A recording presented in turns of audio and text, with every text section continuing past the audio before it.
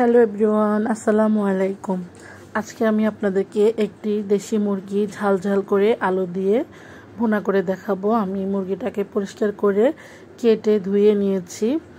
এখন চলে যাব সরাসরি রান্নায়। চুলায় একটা পাত্র বসিয়ে দিলাম, দিয়ে দিলাম তেল। এখন এখানে দিয়ে দিচ্ছি বড় সাইজের একটি পেঁয়াজ। পেঁয়াজগুলো আমি এখন হালকা ভেজে নিব, একদম পোড়া পোড়া করা যাবে না।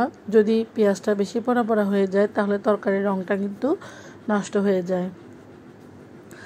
এটাকে হালকা বাদামি কালারের করে ভেজে এর মধ্যে কিছু গরম মশলা দিয়ে দিচ্ছি তেজপাতা, লং, এলাচ, দারচিনি এগুলো।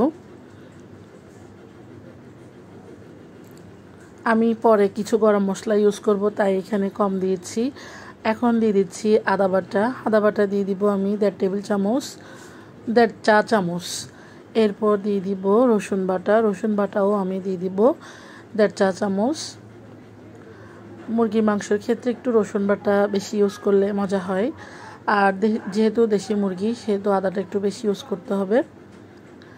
মুরগিটা কিন্তু একদম নতুন, ছোট সাইজের।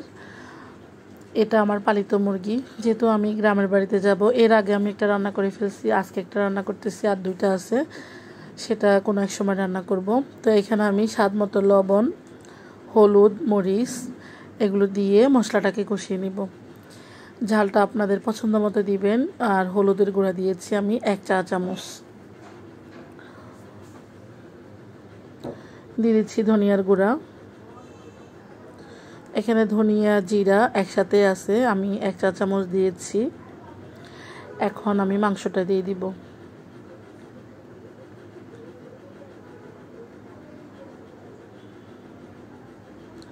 মাংসটা দিয়ে এখন আমি ঢাকনা দিয়ে 5 মিনিট কষিয়ে রান্না করব। ফিরে আসছি 5 মিনিট পর আমি মাংসটাকে আবার নেড়ে ছেড়ে একটু পরে ঝোলের পানি দিয়ে দিব।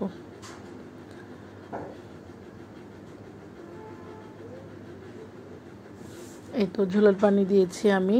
ঝোলের পানি দেওয়ার পর আরও 10 মিনিট রান্না করে এখানে আমি আলু দিয়েছি। আজকের মাংসটা আমি ঝাল ঝাল করে পাতলা ঝোলে রান্না করব। আলুটা সিদ্ধ হওয়া পর্যন্ত রান্না করে নিব। সব শেষে আমি একটু জিরার গুঁড়া দিয়ে মাংসটাকে দমে আরও 10 মিনিট রান্না করে নিব।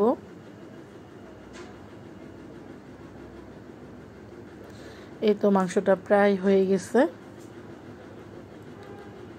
তো কেমন লাগলো আমার ভিডিওটি? যদি ভিডিওটি আপনাদের ভালো লাগে, আমার রান্নাগুলো আপনাদের ভালো লাগে, তাহলে আমার পেজটিকে ফলো করবেন এবং কে কোথা থেকে দেখছেন কমেন্ট করে জানাবেন। সবাই ভালো থাকবেন, সুস্থ থাকবেন। আজকের মতো বিদায় নিচ্ছি। আল্লাহ হাফেজ।